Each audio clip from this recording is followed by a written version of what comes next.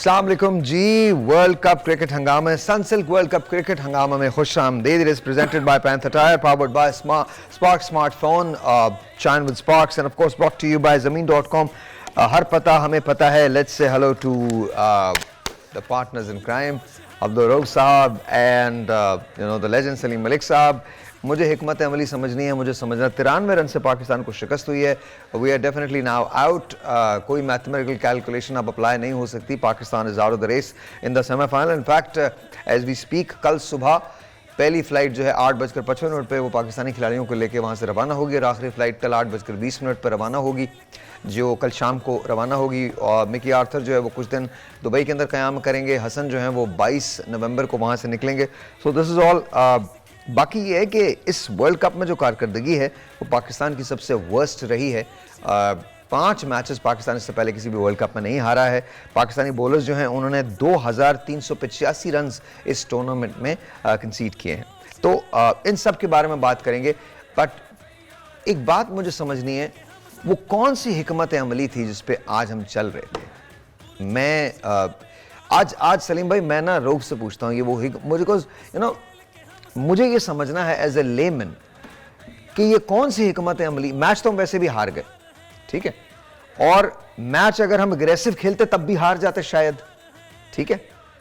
तो ये हिकमत अमली कौन सी थी सर? आई डोंट नो, मुझे आई डेंट सी एनी हिकमत अमली, बट मे बी शायद मुझे नहीं पता क्रिकेट का, इसलिए मैं नहीं जानता। देखिए, मैंने सर भी सुबह आपको कहा था कि अगर इस कैप्टन के साथ जो कोच है मिकी आर्थर, जो डायरेक्टर है, जो इस तमाम मामले को डायरेक्ट करता है, हाँ, जो प्लान बनाता है, जो प्लानिंग करता है, फिर आगे एग्जीक्यूशन तो उसकी करनी होती है ना कैप्टन ने, तो उसका भी साथ आना चाहिए था। उसूलन जो प्रेस कॉन्फ्रेंस हुई है उसमें कोच को साथ आना चाहिए। एक बात मैं पूछ रहा हूँ ना, मुझे वो बताएं, मुझे वो मैं I want to understand the strategy. वही ना, मैं आपको छोटी सी बात, मैं इसको सिंपल करता हूँ ना। Let's talk, let's be realistic, you know. मैं इसको सिंपल करता हूँ जी। मैं क्रिकेट नहीं खेलता, फर्ज करें मैं क्रिकेट खेलता और मैं पाकिस्तान का कप्तान होता, मैं गेम प्लान बनाता 10 ओवर्स का, दैट्स इट। हारना या जीतना एक तरफ है, मेरी हार जीत से मेरी सेमीफाइनल को पहुंचने में कोई फर्क नहीं पड़ने वाला था। मैं अगर जीतता तो मैं सेमीफाइनल में जाता। उस सूरत में अगर मैं उन शराइत पे इंग्लैंड को हरा देता तो मैं सिर्फ उसी की हिकमत अमली बनाता। मैं मैच जीतने की भी कोशिश नहीं करता, मैं तो मैच जीतकर सेमीफाइनल में पहुंचने की कोशिश करता। तो मुझे नहीं पता, हो सकता है शायद मुझे वो हिकमत अमली समझनी है। वो कौन सी हिकमत अमली है जिसको हम समझने से कासिर हैं। देखे ना, इसको ये वही मैं बात कर रहा हूँ कि साथ उसको डायरेक्टर को आना चाहिए था, जिसने सारी प्लान की, जिसने सारी ये हिकमत अमली बनाई और फिर जाके कैप्टन को कहा कि आप प्रेस कॉन्फ्रेंस में जाके हमको दुबई जाना पड़ेगा उनसे मिलने के लिए। अब जब बात यह कि आपकी जो प्लानिंग क्या थी इस पूरे टूर्नामेंट में, स्पिनर सारे आप जो लेकर गए हैं वो आउट ऑफ फॉर्म, जिस तरह हम पहले दिन से बात कर रहे थे, उनकी जगह ही नहीं बन रही थी टीम में। अच्छा, मैं सिर्फ एक बात करना चाहता हूं, उसके बाद आप इसको कंटिन्यू कीजिएगा। मुझे ऐसा लगा जैसे ये एक और मैच था जिसमें हम हार गए।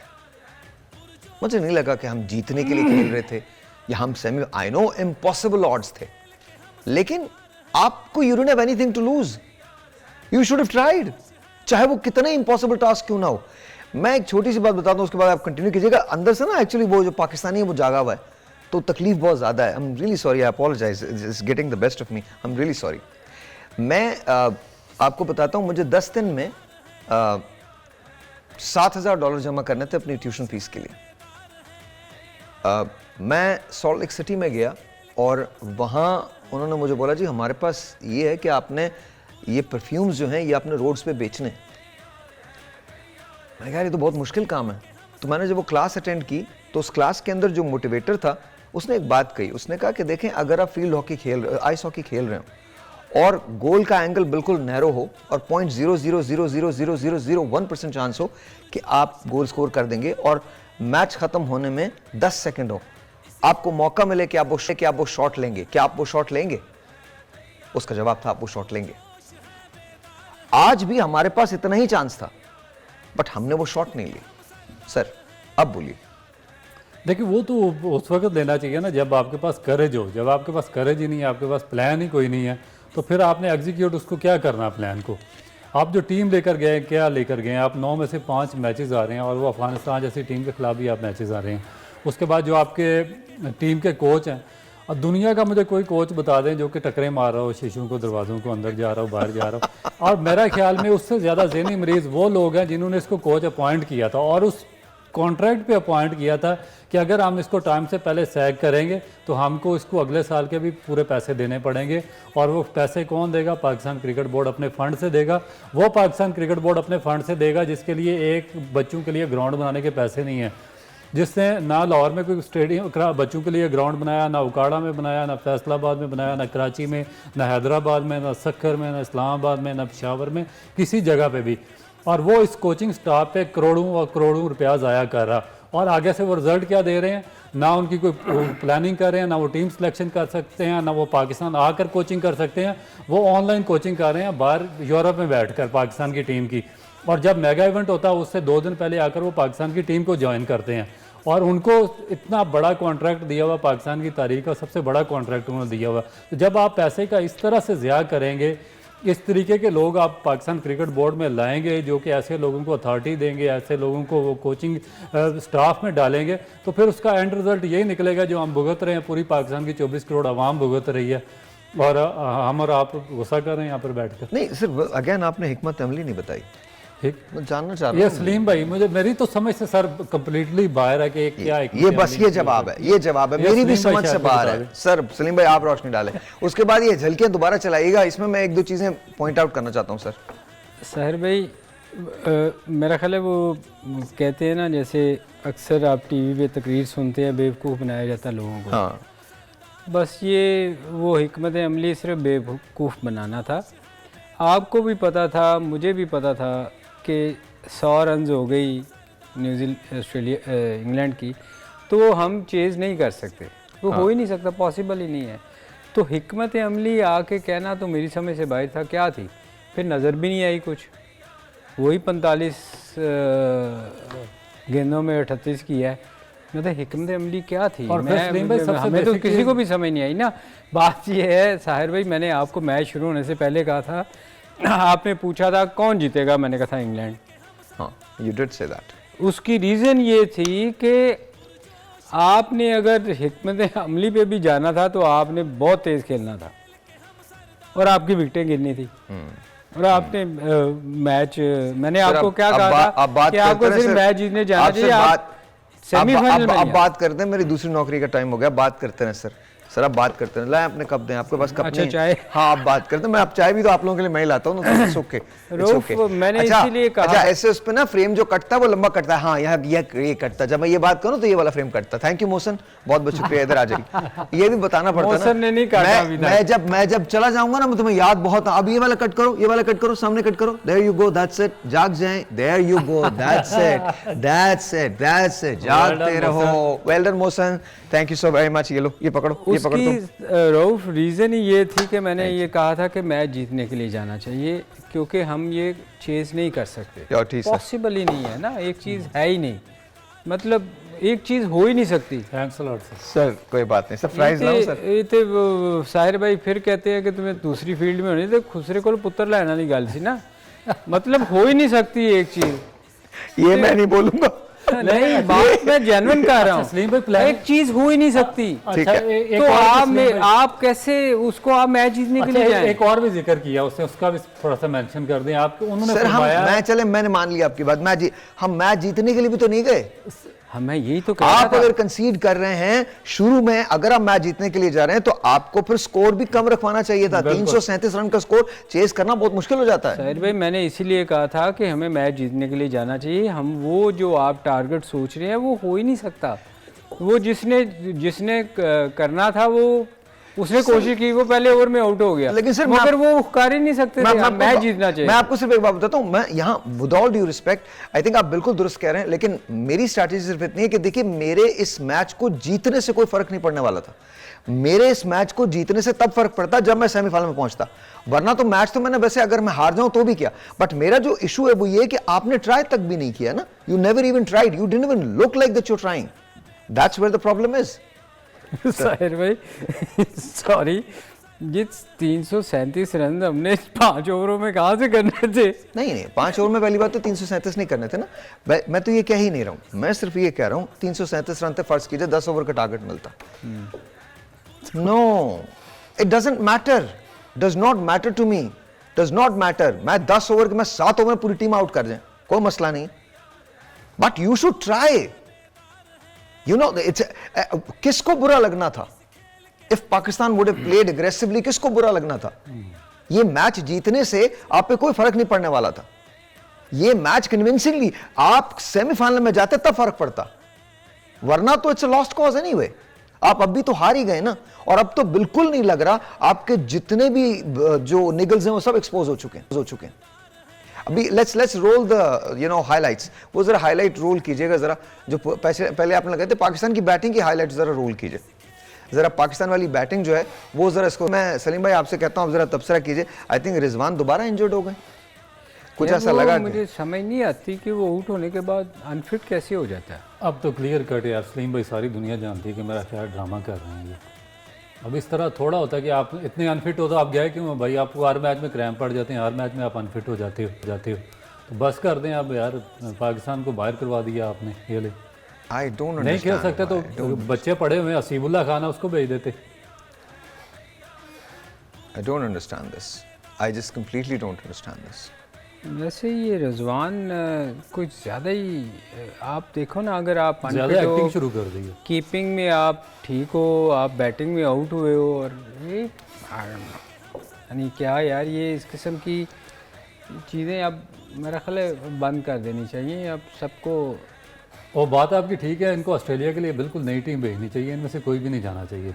जिस तरह इन्होंने किया सेंट्रल कॉन्ट्रैक्ट के मामले पे, इन्होंने पाकिस्तान को निगलेक्ट करके अपने मफाद सामने रखे हैं, तो मेरा नहीं ख्याल में इनमें से कोई भी एक बंदा भी डिज़र्व करता वो टीम के साथ ऑस्ट्रेलिया टूर करे.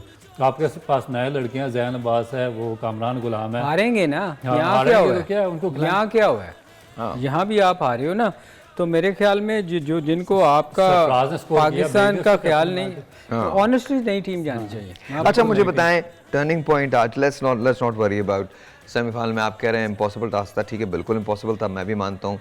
We didn't try. मुझे बताइए कि टर्निंग पॉइंट क्या था मैच का? रिजवान का आउट होना और अनफिट होना. On a serious note, what was it? छोड़िए इसको. What was it?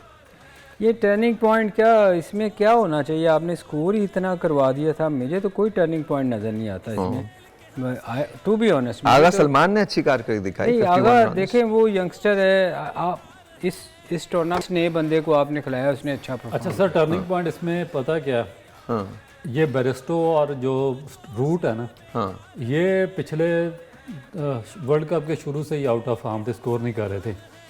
बेरिस्टो ने 59 किया 61 बॉल्स पर, और रूट ने 60 किया.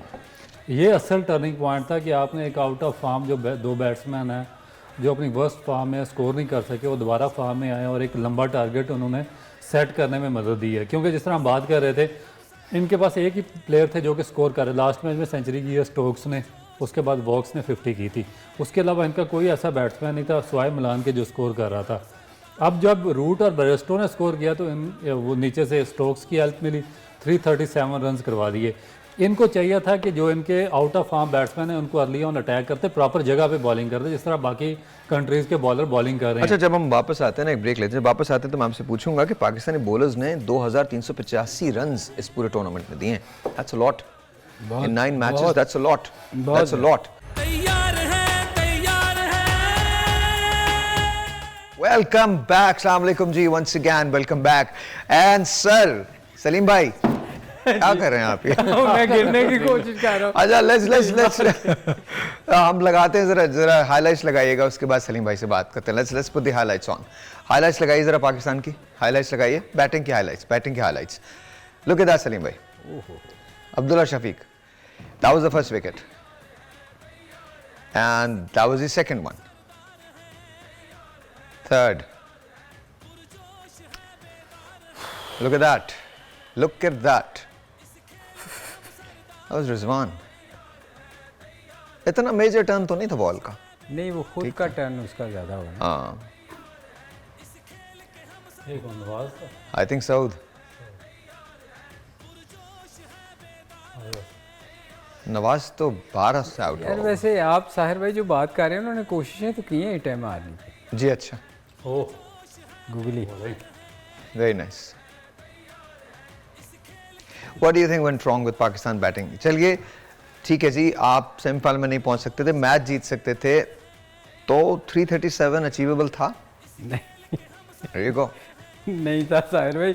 आप जो बात कर रहे हैं ना, आप ये कह रहे हैं कि हमें कोशिश करनी चाहिए थी, हाँ। और हार जाते। अच्छा मुझे छोड़ें सर, मेरी बात होगी, मुझे सिर्फ ये बताएं, पहली बात तो ये 337 क्यों कंसीड किया हमने, पहली बात। दूसरी बात, अगर 337 कंसीड कर लिया था तो मैं बार बार आप ही की एक बात पे जाता हूँ, मैंने उस बात से बड़ा लर्न किया। मुझे लगता है अगर हम छोटी छोटी इनिंग्स को एंकर करें तो 50 ओवर तक अगर हम स्टे करें तो ऑटोमेटिकली हम एक बड़ा स्कोर करने में कामयाब हो जाते हैं। इसका बड़ा मुजाहरा ऑस्ट्रेलिया ने भी किया है, आपने देखा है, इसका बड़ा मुजाहरा न्यूजीलैंड ने भी किया है, आपने देखा है, और हमने भी किया है, ऐसा नहीं कि हमने नहीं किया, हमने भी स्कोर चेज किया है। सो क्वेश्चन इज, क्या चीज़ मिसिंग थी आज? देखें, हमने मेरे ख्याल स्टार्ट से ही हमारा स्टार्ट पूरा हुआ। फ़खर ने पहले बॉल पे, वो खेलता है एग्रेसिव है, मैंने आपको हमेशा कहा कि वो एग्रेसिव खेलता है, उसको इस चीज़ पे नहीं होता कि मैंने जाके सेट होना है। उसने कोशिश की कि इसको जितनी जल्दी 337, क्योंकि हम सेमीफाइनल में तो नहीं जा सकते थे, इसमें कोई शक नहीं।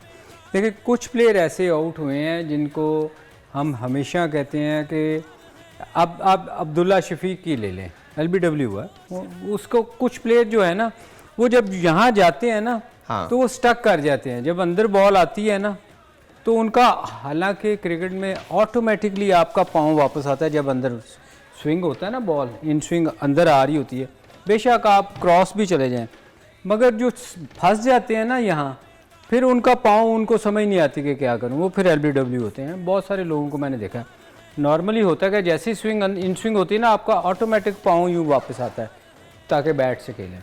और फिर जैसे वो आज रिजवान आउट हुए हैं, मतलब वो देखो ना, आप ऑफ स्पिन, आप सारी विकेट कीपर को तो सबसे आसान होता है पिक करना, और वो दूर वाली बॉल को उस दिन स्वीप मार के इधर से आउट हुए थे, आज वो फिर आउट होने के बाद गिर गए, फिर वही काम। वो मुझे समझ नहीं आ रही कि ये कौन सा तरीका है कि आप हिट मारने के बाद आपकी हैमस्ट्रिंग पुल हो जाए। ये काफ़ी हो चुका है मेरा ख्याल। अब रिजवान को इस चीज़ से थोड़ा सा परहेज़ करना चाहिए, बहुत सारे। और फिर दूसरा, बाबर 3 दफ़ा आउट हुआ है एक जगह पे। देखिए हम क्रिटिसाइज़ नहीं कर रहे, मगर चूँकि हो चुकी हैं ये चीज़ें, 3 दफ़ा इस जगह पे वो मिड विकेट मारते हुए आउट हुआ है, तो मेरा ख्याल वो इतना बड़ा प्लेयर है, हम इतनी तारीफ़ करते हैं। अगर कोई बंदा भी 1 या 2 दफ़ा आउट हो जाए, फिर उसको उस शॉट से एटलीस्ट नहीं खेलनी चाहिए, क्योंकि आपको नज़र आ रहा है कि मैं इस जगह पे मैं आउट हो रहा हूँ, स्पिनर से भी हुआ है, उसकी ये वीकनेस है शायद इधर, वो लोगों को अब शायद समझ आ रही है कि उसको जस्ट शॉट ऑफ लेंथ करते हैं वो इधर, तो मेरा ख्याल है उसको थोड़ा सा अपना इस शॉट को देखना चाहिए कि क्यों आउट। अच्छा रोबी, मुझे ये बताइए कि बॉलिंग 337 रन, पाकिस्तान का बॉलिंग अटैक अच्छा है, फास्ट बॉलर्स हैं। आज हसन अली वजन अवेलेबल, शादाब को उनकी जगह खिलाया गया। Again I don't think performance बहुत कुछ ऐसी है जो नोटेबल है या नोटिसेबल है। So what went wrong with the bowling के साथ क्या हुआ? अच्छा, एक तो बेसिकली पाकिस्तान के जो बॉलर्स हैं उन्होंने पूरा वर्ल्ड कप हुआ इसमें बहुत ज़्यादा उनको रन्स कंसीड हुए। मेरा ख्याल है कि पाकिस्तान की हिस्ट्री में इससे 2385 इतने ज़्यादा रन्स पाकिस्तान के बॉलर्स को नहीं पड़े, क्योंकि और ये जो पिचेस हैं इंडिया की पिचेस, ये क्योंकि पाकिस्तानी बॉलर्स को भी सूट करती है, क्योंकि हम यूज्ड टू हैं यहाँ पर ऐसी पिचेस पर खेलने के, और हमारे बॉलर्स हमेशा से ऐसी पिचेस पर सक्सेसफुल रहे हैं। इसकी वजह यह है कि वो एग्जैक्टली जानते हैं कि हमें कौन से चैनल पे बॉलिंग करनी है, कौन सी जगह पे बॉलिंग करनी है, और पिच का यूज़ किस तरह करना है। इसमें जो हमारे बॉलर्स हैं वो तीनों शोबों में नाकाम रहे हैं, ना वो पिच रीड कर सके, ना वो चैनल में बॉलिंग कर सके, और ना ही वो बैट्समैन को रीड कर सके। जिस बैट्समैन को आगे बॉल करनी थी उसको शॉर्ट ऑफ लेंथ करते रहे, जिसको एक्सटेंशन नहीं देनी थी बाजू की उसको एक्सटेंशन देते रहे, और ऑफ द टॉस यानी कि वेवर्ड बॉलिंग। ये क्या है? इल प्रिपरेशन है, इनएक्सपीरियंस है, ये लैक ऑफ स्ट्रेटजी है, क्या वजह क्या है इसकी? देखिए इसमें बेसिक जो उनके फॉल्ट्स हैं बॉलर्स के अंदर, उनमें थोड़े बायोमैकेनिक फॉल्ट्स हैं जो कि दूर करने की ज़रूरत है, जो मैंने देखे हैं। क्योंकि हमारे बॉलर्स इस लॉन्ग फॉर्मेट के लिए तैयार नहीं है। अब जिस तरह सबसे मैं प्राइम एग्जांपल देता हूँ हारिस रऊफ की। अब एक बॉलर है जो साइड ऑन बॉलर है, साइड ऑन मीन कि जब आप बॉलिंग करते हैं तो आपका जो नॉन बॉलिंग ये लेग है, फुट है, ये पैरेलल जाती है बॉलिंग लाइन के। अब उसमें ये होता है कि जब आप भागते हैं ना, तो जो आपका ये मोमेंटम होता है या जो आपको बाजू होता है टूवर्ड्स विकेटों की जानिब होता है। ओके, ठीक है, जब आप विकेटों की जानिब होंगे तो फिर आपके लिए बड़ा आसान होगा उसको लिफ्ट करना और साइड अपने आप को साइड डाउन करना। ठीक है, अब ये क्या करते हैं, ये बेसिकली साइड आर्म है, ये भागते हैं तो इनका ये जो बाजू है ना, ये उनके बिल्कुल सामने इस तरह आ जाता है, इस तरह यहाँ से भागते हैं। जब ये पहुंचते हैं जहाँ पे इन्होंने साइड आर्म होना होता है बॉलिंग क्रीज पे, तो जहाँ पे ये जब ये उठाते हैं तो इनकी जो पूरी रिब ये वाली साइड और इंटरकोस्टल मसल्स हैं, इन सब पे प्रेशर पड़ता है। उसकी वजह से इनकी ये इंजरी होने के, मैं बार बार कह रहा हूँ कि चांसेस ज़्यादा, जैसे जैसे आप इनको लंबी क्रिकेट खिलाएंगे इनके ये चांसेस बढ़ते जाएंगे और ये फिर चैनल बॉलिंग भी नहीं कर सकेंगे। अब ये 5-6 साल से पाकिस्तान क्रिकेट बोर्ड का भी हिस्सा है, टीम का भी हिस्सा है, मगर ये छोटा सा एक बायोमैकेनिकल फॉल्ट था जो इनका दूर नहीं हो सका। इसी तरह जो शाहीन अफरीदी है, मगर ये तो टेनिस बॉल से है ना, ये तो मेरा ख्याल इस एज में आके ठीक हो भी बड़ा मुश्किल होना। शाहीन का है थोड़ा उसका। अच्छा, let's take a phone call. मिड्स के बैट के लिए हमारे पास ये टेलीफोन कॉल है। Let's see who this is online. अस्सलाम वालेकुम जी, you are on the air. जी अस्सलाम वालेकुम। अस्सलाम वालेकुम, क्या नाम है सर आपका? सर मैं हारिस बात कर रहा हूँ सरगोदा से। हारून, कैसे हैं आप? ठीक हैं जी सर मैं ठीक हूँ। मेरा एक सवाल था सलीम मलिक साहब से। जी सर। सर सवाल मेरा ये है कि हम बाबर आजम का कंपैरिजन करते हैं विराट कोहली के साथ, लेकिन आपको नहीं लगता कि बाबर आजम पाकिस्तान के सचिन तेंदुलकर हैं, क्योंकि उनकी सेंचुरीज भी इतनी बेकार होती है टीम के लिए जितनी तेंदुलकर की हुआ करती थी। क्या बाबर आजम कौन है पाकिस्तान के? मैंने कहा हम बाबर आजम को कहते हैं कि वो विराट कोहली जैसे बैट्समैन है, हम कंपैरिजन उनके साथ करते हैं। ओके, बाबर आजम का। ओके, लेकिन आप नहीं समझते कि बाबर का कंपैरिजन तेंदुलकर से कब बनता है, क्योंकि उनकी भी सेंचुरी तेंदुलकर की तरह बेकार होती है। टीम के लिए तो कोई इंपॉर्टेंट किसी मैच में वो परफॉर्म नहीं कर पाते, लेकिन जब बाइलेटरल सीरीज होती है मैं थैंक यू हारून, चूंकि आपसे प्रॉमिस किया इसलिए मिच का बैट हम आपको जरूर देने जा रहे हैं। लेकिन पहली बात तो ये कि जिन 3 लोगों के आपने नाम लिए हैं वो the greats of the game.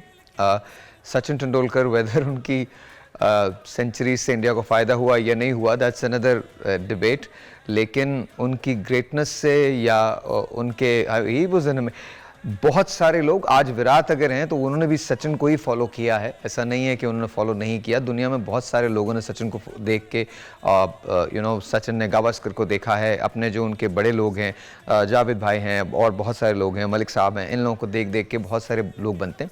तो आई थिंक कंपैरिजन तो किसी का किसी के साथ भी गलत होता है, but I let Salim Malik answer that. Saleem भाई। नहीं, देखें तेंदुलकर को आप या उनकी बैटिंग को इस तरह नहीं कह सकते, बिल्कुल नहीं, क्योंकि वो दुनिया का देखे बहुत बड़ा प्लेयर गुजरा है और जब तक क्रिकेट का नाम रहेगा मेरा ख्याल ये दो विराट कोहली और वो जो हैं उनका नाम हमेशा लिया जाएगा। इवन बाबर हमारे बहुत अच्छा परफॉर्म कर रहे हैं, बहुत अच्छा। तो ये किसी को ये कहना कि बाबर की और उसकी मेरा कंपैरिजन नहीं आप किसी को कर सकते। देखें, आप विराट को तेंदुलकर के साथ नहीं कर सकते और बाबर को उनके साथ नहीं कर सकते, इसलिए कि विराट एक, मैं कंपेयर नहीं कर रहा, मगर मैं ये बताना चाहिए आपको, ये चाह रहा हूँ कि देखें तेंदुलकर एक डिफरेंट प्लेयर था। विराट ने हमेशा अंडर प्रेशर आके स्कोर किया है, जो कि बहुत कम प्लेयरों में ऐसी आपको नज़र आएगी कि वो अंडर प्रेशर हों और टीम को जितवाएं। ये आप बाबर ले लें या तेंदुलकर ले लें या कोई भी बड़ा प्लेयर ले लें, हमेशा नाम उसी का होता है बड़ा जब वो अपनी टीम को जितवाता है। तो मैं ये आपका कहना गलत है कि तेंदुलकर ने मैच नहीं जितवाए। बेशुमार मैचेस ऐसी इंसिडेंट हुए कि वो 100 किया और इंडिया मैच हार गई, तो वो एक लेबल लग गया कि जी तेंदुलकर जब स्कोर 100 करता है तो मैच नहीं जीते। ऐसा नहीं है, उसने बहुत बहुत ग्रेट इनिंगें इंडिया के लिए खेली है। इसी तरह हमारे बाबर को भी आप उनके साथ कंपेयर नहीं कर सकते। बाबर भी हमारे बहुत बहुत बहुत बड़ा प्लेयर है, मगर अनफॉर्चुनेटली अच्छा वो टॉक अबाउट अनदर फैक्टर, उसके बारे में हम जरूर बात करेंगे। बट एक बड़ी बात है, क्या बाबर को कैप्टनसी छोड़नी चाहिए और बैटिंग पे फोकस करना चाहिए? Because I think Babar is far more important than him being the captain of the side and you know not performing और अंडर परफॉर्मिंग। क्या लगता है आपको? देखिए, मेरा अपना ज़ाती ख्याल है कि एक होती है ना क्वालिटी होती है किसी चीज़ में, हर चीज़ में। बाबर जैसी क्वालिटी किसी दूसरी प्लेयर में नहीं हो सकती। अगर बैटिंग हमारी आप कंपेयर करें, इसी तरह कप्तानी की भी क्वालिटी होती है जो नज़र आती है कि आप जब लीड कर रहे होते हो, आप फील्ड प्लेसिंग कर रहे होते हो या किसी बैट्समैन को रीड करते हो, तो मेरा ख्याल जब आपके पास आप पे इतनी ज़्यादा रिस्पॉन्सिबिलिटी डाल दी जाए ना तो आप वो नहीं कर पाते। तो मेरे ख्याल में बाबर में कप्तानी वाला वो जो है ना एलिमेंट वो नहीं मुझे नजर आता। वो अभी हो सकता है बहुत आगे चल के पैदा हो जाए, मगर अभी थोड़ा सा मुझे लग रहा है कि बाबर उसमें लैग कर रहे हैं। और दूसरी बात, एक और बात मैं कहूँगा, प्लीज़ कंपेयर करना छोड़ें लोगों को लोगों से। Everyone has their own place, whether it's Babar, whether it's Virat or whether it's Sachin Tendulkar, everyone has their own place. तो कंपेयर करना छोड़ें, let's be adult about it. हम क्रिकेट खेले, हम बुरी क्रिकेट खेले, इस वजह से हम सेमीफाइनल के लिए क्वालिफाई नहीं कर सके। हमने बुरी बॉलिंग की, बुरी फील्डिंग की, बुरी बैटिंग की, कोई मसला नहीं है। अगर हमने उन गलतियों से सीख लिया है तो आगे आने वाले दिन अच्छे हैं, और हम फेयर हैं या मेरिट पे हैं तो आगे आने वाले दिन अच्छे हैं। और अगर हमने फिर भी कुछ नहीं सीखा और वही कुछ करेंगे जो हम पहले करते आएंगे, तो ऐसी लाख ट्रांसमिशंस हो जाएं, फर्क नहीं पड़ने वाला। तैयार है, तैयार है। अच्छा, मोहसिन को शिकायत है कि हम उससे कम प्यार करते हैं, हम रफ़ी से ज़्यादा प्यार करते हैं, तो मोहसिन के लिए तालियां। प्यार रफ़ी से अच्छा, बड़ा ये माइंड करता है उसका नाम। हाँ जी। अच्छा, वो एक वाकया है जो बड़े मज़े का है। वो ये था, जब मैंने पहली गाड़ी खरीदी थी तो उसका फ्लोर नहीं था। शेवी नोवा थी, वो $100 में खरीदी थी, स्टूडेंट लाइफ थी, तो उसका फ्लोर नहीं था, तो उसमें फट्टे फट्टे लगा के तो उसका फ्लोर बनाया था हमने। तो इन्होंने एक वाकया उसी से मिलता जुलता मुझे सुनाया है, तो ज़रा वो थोड़ा सा लतीफ़ा सुना दें, क्या हुआ था? वो लतीफ़ा नहीं, ये हकीकत है। हाँ, सच्ची वही बात है। इंडिया में हम इंडिया में अक्सर बेनिफिट मैचेस खेलने जाया करते थे। आपको याद है चौधरी सदीक साहब, इमरान खान उनको लेके जाते थे मैनेजर, तो उनके भाई थे नसीर, वो भी साथ जाते थे। वो भी साथ, वो उस वक्त टोला काफ़ी सारे जाते थे, काफ़ी सारे लोग जाते थे, नसीर साहब भी साथ थे। तो बड़े विटी किस्म का आदमी था ना, उससे चौधरी से भी आगे थे। चौधरी तो अखबार में लिखते थे ना, वो वैसे आपको पता ही है। तो वो ना हम जा रहे तो दिल्ली में हम वो मस्जिद हमारी है ना, वो जहाँ शॉपिंग वगैरह करने जा रहे थे, तो सुल्तान भाई सुल्तान, हाँ, जामा मस्जिद के करीब हमने जाना था। होटल से ताज समुंदरा से हम निकले, तो ताज महल से ताज पैलेस, तो हम लोग गाड़ी टैक्सी में ना रोकी, एक सरदार साहब टैक्सी में जा रहे थे, उसको रोका। तो सुल्तान भाई, मैं, आगा जाहिद साहब थे, चौधरी और उनके भाई नसीर। तो वो गाड़ी में हमने ना सरदार जी बैठे ना, तो हमने देखा वो दरवाज़ा पकड़ के बंद किया और उसको पकड़ के बैठना पड़ना था। और जो आप बता रहे हैं नीचे, वो वाकई कसम से नीचे ना हम डर डर के बैठ रहे थे, नीचे से रोड नज़र आ रही थी। तो उन्होंने उसको, नसीर साहब ने उनसे पूछा, सरदार जी सुनाओ गुजारा किस तरह हो रहा है? वो कहते जी गुरु दी बड़ी कृपा है, दाल रोटी लभ ही रही है। वो कहता सरदार जी तो गोश्त की उम्मीद भी ना रखना। और सरदार को समझ ना आए क्या हो गया, सरदार जी तो गोश्त की उम्मीद ना रखना। अच्छा, गल है वे कि तुसी भी जो उम्मीद लगा के आप बैठे हुए थे, हाँ जी, आप 337 पे आप किस चीज की उम्मीद लगा के बैठे हुए थे? दाल रोटी की रखी ना, दाल रोटी भी नहीं मिली ना, असल तो मसला ये है। खैर चले जाने दे, छोड़े, वो तो जो कुछ हुआ हुआ। What is next for Pakistan cricket? कोई चेंज एक्सपेक्ट करते हैं पाकिस्तानी टीम में या बोर्ड में? कोई चेंजेस आएंगी? आनी तो चाहिए साहिर भाई, अभी भी नहीं आएंगी तो फिर कब आएंगी? अब आप देखें, आपका कौन सा लड़का ऐसा है इस टूर पे जो आपको नज़र आया हो? तो 4-5 लड़के तो हैं जो रेगुलर पाकिस्तान के लिए हैं। उनके अलावा कौन सा प्लेयर आपको ऐसा लगा है जो? लेकिन अगर स्ट्रीम में टेस्ट सीरीज के लिए पाकिस्तान ऑस्ट्रेलिया जाता है, ऑस्ट्रेलिया जब हैजलवुड है, मिचेल स्टार्क, पैट कमिंस, इनको खेलना पड़ेगा, तो आपकी बैटिंग लाइन क्या हो सकती है? सर ये तो सेकेंडरी क्वेश्चन। पहला सवाल ये है कि who will be the next captain? Babar, Shaheen और सरफराज? मेरा ख्याल टू अर्ली बाबर को चेंज करना। बाबर को अभी चेंज, जब तक आप इसके रिप्लेसमेंट पे किसी को डेवलप नहीं करते उस वक्त तक आपने, क्योंकि 3-4 साल बाबर पे इन्वेस्ट किया हुआ है, तो जब तक आपने या तो आपने डेवलप किया तो ठीक है, आपको इसको फौरन चेंज कर दें। नहीं, अगर बकौल आपके, मैं आपकी बात को कोट कर रहा हूँ कि, या सलीम भाई जो कहते हैं कि बाबर कैप्टनसी के लिए मौजूद शायद नहीं है, शायद वो उस तरह से कैप्टनसी नहीं कर पाते। ये तो मैं भी कहता हूं कि वो सही कह रहे हैं। तो बजाय इसके कि हम उसी को कंटिन्यू करें, अगर बाबर को, मेरे लिए बाबर एज अ प्लेयर बहुत इंपॉर्टेंट है। उसको मैं किसी तनकीद में खोना नहीं चाहता, उसको मैं किसी प्रेशर में लाना नहीं चाहता। मैं अगर चेयरमैन हूं तो मैं तो सिर्फ एक बात करूं कि Babar you need to focus on Pakistan needs you, that's Babar जैसे प्लेयर बहुत कम पैदा होते हैं, बहुत कम पैदा होते हैं। लेकिन साहब इसमें एक और बात आ जाती है ना कि देखें कि क्या आप बाबर आपके पास सरफराज मौजूद है जिसने अभी कराची को कायद-ए-आज़म कप जितवाया है, टेस्ट में बिल्कुल तो टेस्ट के अंदर आप उसको, मगर बात वही है कि आप पीछे क्यों जा रहे हैं, आप आगे क्यों नहीं डेवलप कर रहे, ये पीछे वही देख नो रहे हैं। I am just giving you an option, अब दैट्स फाइन, आप आगे डेवलप कर लें, शाहीन को कर सकते हैं, अब हुएवर।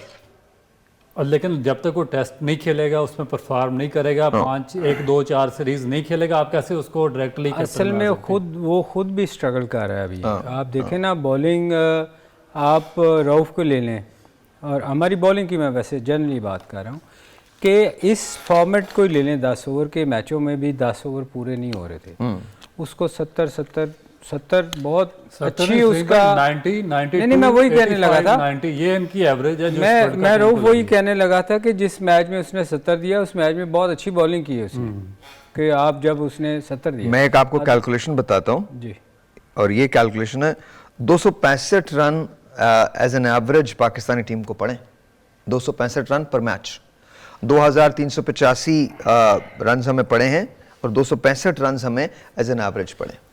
तो ये देखें ना, ये इसमें कमजोर टीमें भी शामिल हैं और बड़ी टीमें भी शामिल हैं। साहिर भाई इसमें आप एक चीज़ देखें कि हम 10 ओवर नहीं कर पा रहे, 5-6 ओवर के बाद क्रैम्प पड़ने शुरू हो जाते थे, क्योंकि 4-4 ओवरों की आदत पड़ी हुई है। तो वहाँ तो टूर पे आपको लेके जाने हैं वो बंदे, और ऑस्ट्रेलिया की बाउंड्री भी छोटी नहीं है, लंबी बाउंड्री है, आपकी फटीक ज़्यादा होनी है उधर।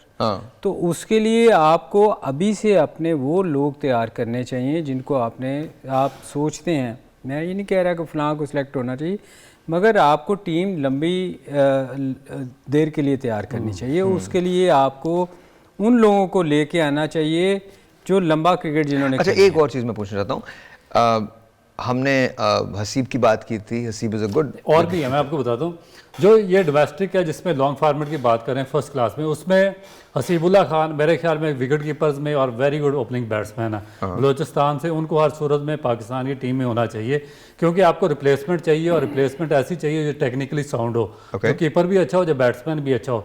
और बाकी जितने इन्होंने ए टीम या अंडर-19 में स्पार्शी टूर्स करवाए हैं, अब उनको बिल्कुल साइड लाइन करें, जो जेन्युइन मेरिट पे है उसको हसीबुल्ला खान है उसको चांस दे।